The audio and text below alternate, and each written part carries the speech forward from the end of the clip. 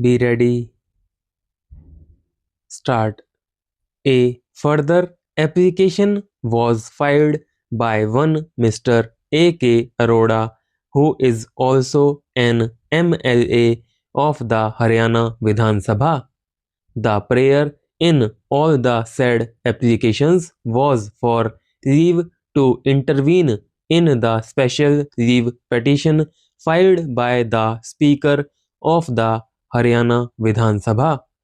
The same were allowed by order dated 28th February 2012. Pursuant to the said order, learned senior counsel appeared for the leader of the opposition and the other interveners and urged that the orders passed by the speaker on 9th and 10th November 2009 were void ab initio and in excess of jurisdiction. However, in the lengthy submissions advanced by the advocate in relation to the provisions of erstwhile paragraph 3 and paragraph 4 of the 10th schedule to the Constitution, reference was made to various decisions of this court. The same are, however, all based on decisions taken by the Speaker on the question of split or merger, while in the instant case we are concerned with the inaction of the Speaker in disposing of the disqualification petitions filed by the respondent number 1 and the jurisdiction of the High Court to issue interim orders restraining a member of the House from discharging his functions as an elected representative of his constituents despite the provisions of paragraph 6 of the 10th schedule to the Constitution. Most of the questions raised by the senior advocate contemplate a situation where the Speaker had taken a final decision on a disqualification petition. However, in the instant case, we are really required to consider whether the High Court was competent to pass interim orders under its powers of judicial review under Articles 226 and 227 of the Constitution when the disqualification proceedings were pending before the Speaker.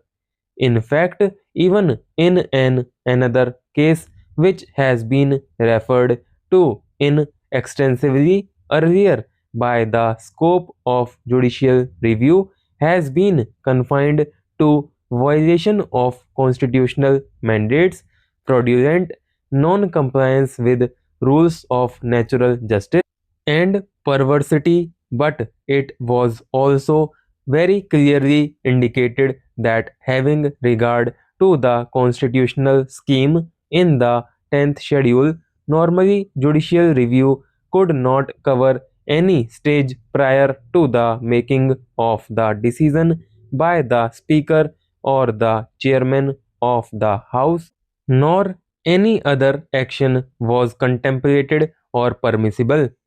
From the submissions made on behalf of the respective parties, certain important issues emerge here.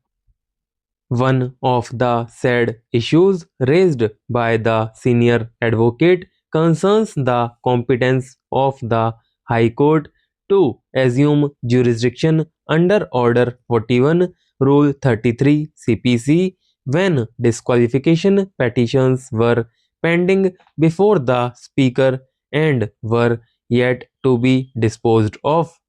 Another important issue which arises that the submissions made on behalf of the respective parties is whether the question of disqualification on account of merger which had been accepted by the speaker could have been entertained by the speaker under paragraph 4